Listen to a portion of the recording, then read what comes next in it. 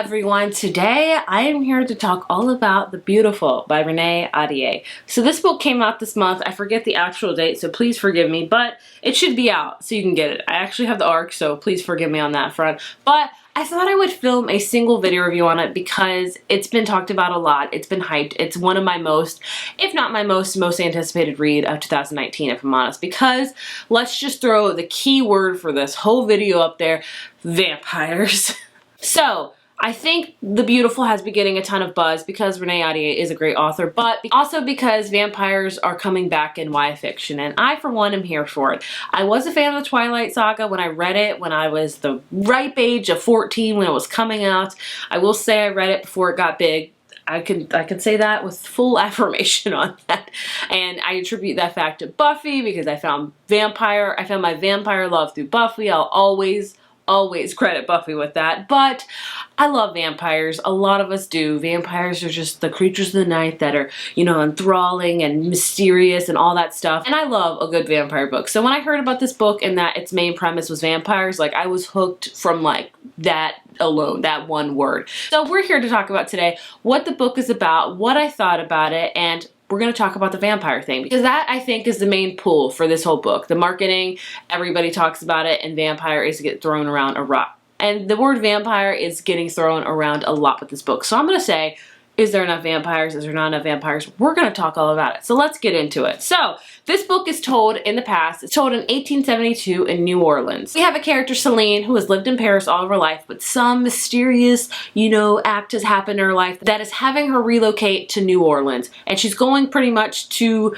the church, like a nunnery, if you will, and she's with a whole bunch of other girls that are also living there, and they have to have jobs. So they're also, you know, trying to find a marriage to, you know, get out of the nunnery so they can live their lives. So Selene has moved to New Orleans for some mysterious reason that we don't know about, that we will figure out throughout the entirety of the book. We also have this big mystery that provides this whole plot. We have these people that end up dead, and they end up dead in not, you know, the most human ways. There are bites on them. They just die kind of maybe of a supernatural, a paranormal death. So Selene is caught right in the middle of these murders. She has people around her that are dying. She also gets introduced to this court of lions. She meets a friend, and they're kind of like the mysterious group at night, and they kind of have, you know, they kind of have bad things wherever they go happen to them in the court of lions. Through the court of lions, she meets Sebastian. He's a very mysterious and dark character that we don't know much about. He seems like not a great guy, but of course Selene can't help but having feelings for him. So basically this whole book, I will tell you, is about these murders that are happening in New Orleans in 1872, and Selene is thrust right in the middle of it, and something is after her and she can't quite figure out what it is. You're also trying to figure out why she moved to New Orleans and what the mystery that happened to her in Paris. So overall, my rating for this book is a 4 out of 5. If I'm honest with you, I would have loved to give it a 5 out of 5, but it just wasn't there for me, and we'll talk about why. There are a lot of good things about this book, and there are some not so good things about this book. We're going to talk about the good things that I liked about this book. Number one, the mystery aspect. I really enjoyed the mystery aspect of it, and I didn't know it was going to play as big of a part as it did in the book. I was really intrigued by figuring out who exactly was killing all of these girls and why Selene was kind of at the target of the all, like this thing was trying to, you know, locate her and figure it out and things like that, and Selene was thrust into it. I did really enjoy the mystery aspect of it. Number two, Selene. I did like Selene. There were some times I was put off by her, but overall she was a very brash, very bold character for 1872, especially. Like, as a woman, I think back then was very hard to be a woman. It is any day, honestly. But back then, you know, you had to wear these certain things, these corset, and you had to like go out throughout this proper life. Like, you had to do the right thing and marry and da da da da da. And Selene, you know, didn't want to do that. She wanted to do what she wanted to do. She wanted to have adventures. She wanted to have fun. And I did really enjoy Selene because she wanted to do something. She did it. She was like, I'm going to do this. That's it. So yeah, I like that. Number three, the Court of Lions. I was very intrigued by them. Like, this whole place, like this restaurant they went where they had this upstairs where it was like a parlor of like gambling and things like that, and there's a snake that would be loose. It was very intriguing to me, the Court of Lions, and how all these people, you don't really know them at all, but it was very, very intriguing. I did really enjoy that. For the romance, I was a fan of romance. I am a huge fan of hate to love romance. In fact, I would say that is my favorite romance trope. I literally can't get enough of it. So with Selene and Sebastian, you kind of had a very slow burn. As soon as they met each other, they hated each other, but then it developed into something. But I would say it was slow burnish, but also kind of insta-lovey. I know that's very contradicting to say, because I felt like they had the slow burn of becoming friends, but then when they became friends, it was like, bam, I like you, you like me, that's it, let's talk about this. And I was like, that came out of nowhere. But nevertheless, my hate to love romance trope heart just freaking adored it. So I enjoyed it. I love Sebastian as a character. He was everything I wanted in a very mysterious and dark and brooding main character that I love, honestly. So I did enjoy that. Let's talk about some of the cons. Number one, the historical element. This is me personally. I do not do well with historical books. That's just me.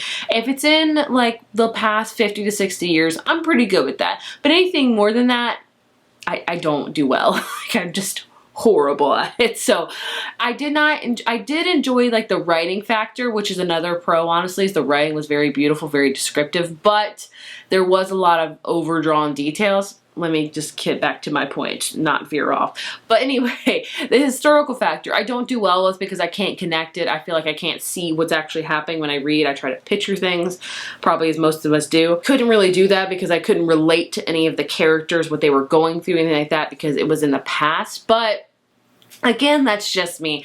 I kind of wish that it was told a little bit more modern, but not super modern, if that makes any sense at all. It probably doesn't, but I just don't enjoy the historical factor. That's just me, honestly, and people love historical books, so you may love it because it is historical. That's just my opinion. Number two, the writing. The writing is a pro and a con, in my opinion. Like I said, Renee Ahdieh has some beautiful writing, very descriptive, like you can visualize things, like when she was in New Orleans and she was talking about the food and talking about the parade, like I could see that. I was there.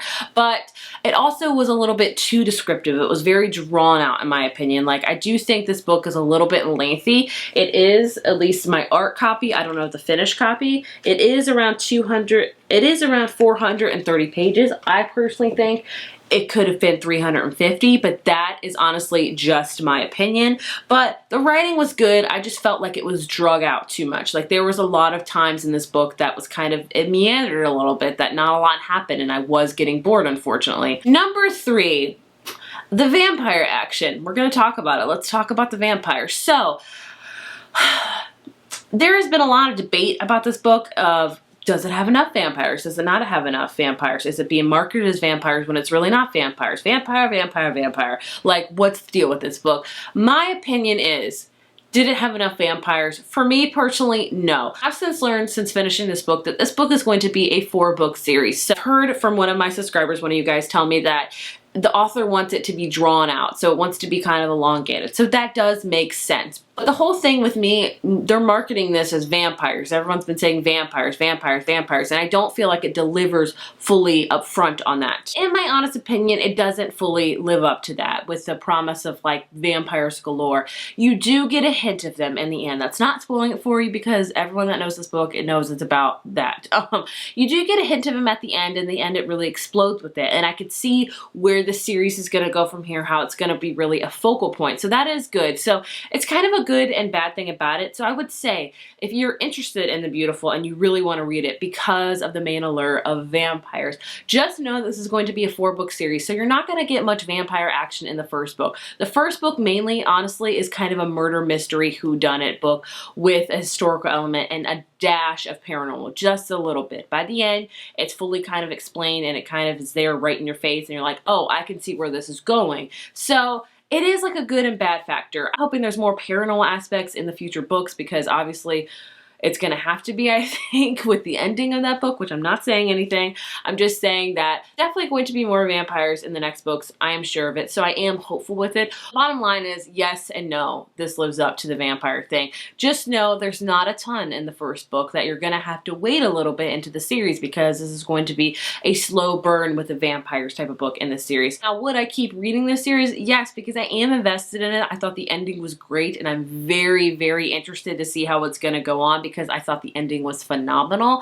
But I am hoping they're a little bit shorter, and I am worried about the second book syndrome when it comes to the series because I tend to like the second book the least in a lot of series. So I'm hoping that it really is explosive with the ending of the first book. I think it's going to have to be. And I am hopeful that there's going to be a lot more vampire action, a lot more, you know, talks about other creatures as well. So I am excited for that. So I am hopeful with this series. Just know if you're going into this book, don't expect every other page to be, ooh, there was a mysterious figure that had fangs and things like that. There's not going to be that. You know, it's very much kind of elusive and you kind of have to put two and two together and not out there in the forefront. So overall, I gave this book a 4 out of 5. I did really enjoy it. The historical factor wasn't it for me. I did think it needed more vampires with just because how much they've been promoting it as vampires. Honestly, I did enjoy this book and I'll definitely be continuing on with this series for sure because I love vampires and I think this series is going to be amazing, especially with how the first book ended. So I would love to hear your thoughts on The Beautiful. Did you enjoy it? Did you not? Did you think it lived up to the vampire hype with all the vampire marketing it's had? Is that a real thing? Vampire marketing? Probably not. I'd love to hear your opinions and thoughts down below. Let's talk all about it because I'm interested to see what people think. It's a very mixed book on Goodreads. Either people really enjoy it or people don't. I'm kind of in the middle where I enjoy it, but I do think that it could be a little bit better. But that's just my opinion. I would love to hear your thoughts, like I said, down below. Thank you guys so much for watching, and I will see you in my next video. Bye.